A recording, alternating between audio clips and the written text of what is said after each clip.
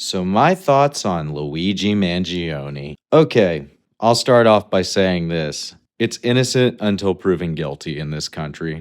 They keep saying they have so much evidence against him, and his defense attorney has said that she hasn't actually seen this evidence, but we're going to put that aside. I think that's the most important thing of all of this.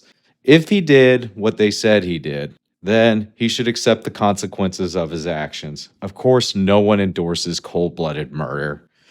But at the same time, why is it okay that Healthcare United denies 30% of their claims, which leads to the inevitable death of these people? I've already seen some of the coverage that's going on in the legacy media, and they're trying to make it about this dude's looks.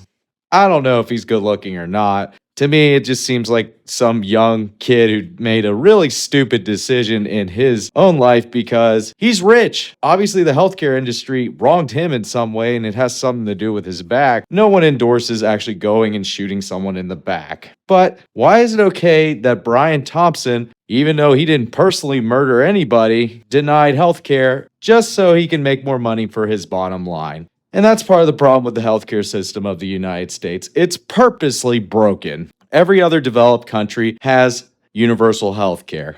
Now, do I think that the United States should do something like Medicare for all? No. I've always advocated we should have a public option, which was deliberately left out of the Affordable Care Act. That was done on purpose because if you had a public option, it doesn't have a profit motive. Versus currently, since the private industry has the profit motive, you're going to have these horror stories of people thinking that they have coverage, and then at the end of the day, they're going to use some bullshit technicality to be like, oh, well, you thought you were covered, but now you're going to go bankrupt and you're going to lose your house and lose everything you worked so hard for. There you go. Apparently, that's the American dream. So they keep on saying that there might be a chance of this idea of jury nullification. And my thoughts on this with the whole jury nullification argument, let's just say if I was that person on that jury. Here's Luigi Mangione's only hope. It's believed to be what they have found so far on him. They found the murder weapon. They found him linked to the murder weapon. And it was like a 3D print gun. And all those people who love gun control, well, good luck with gun control when people can just print off things when it comes to weapons. But that's a separate debate. He has been already linked to the weapon. I mean, some of this might be incontrovertible evidence that he did it. The question is also, we have rights as defendants. Did they actually have the right to go look for all this stuff or where they found it? Look back at the OJ trial. OJ was guilty beyond a reasonable doubt.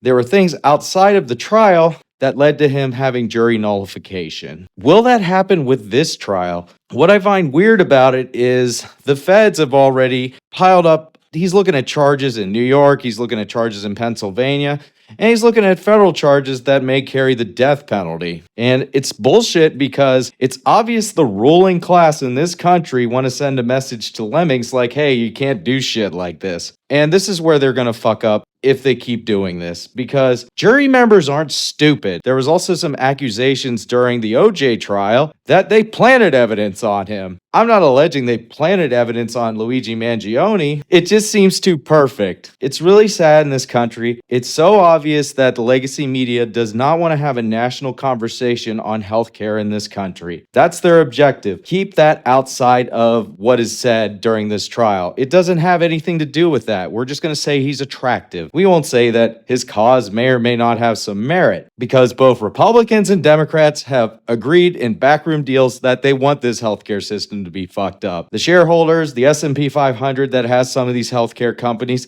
continue to make money off of the backs of people suffering. And imagine if the jury actually acquits this kid of murder. I think he's going to go down on the gun charge and everything else. So he's probably looking at substantial times in prison regardless, even if he somehow gets out of the murder charge.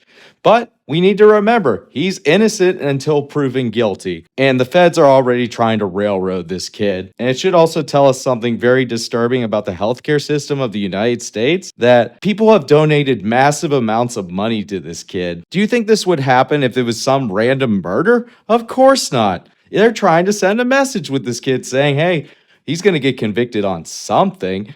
And you have people who are donating like $20 to this kid to be like, hey, fuck this system. And this is my way of speaking out. And always remember, money is political speech in this country. But my main thoughts on all of this is if you can prove beyond a reasonable doubt, providing there isn't fuckery going on in the background, then he should accept the consequences of his actions, not have the ruling class come and pull levers of power to be like, hey, we're not going to let one of our own get whacked. Let's send a message with this kid saying that, hey, we're in charge.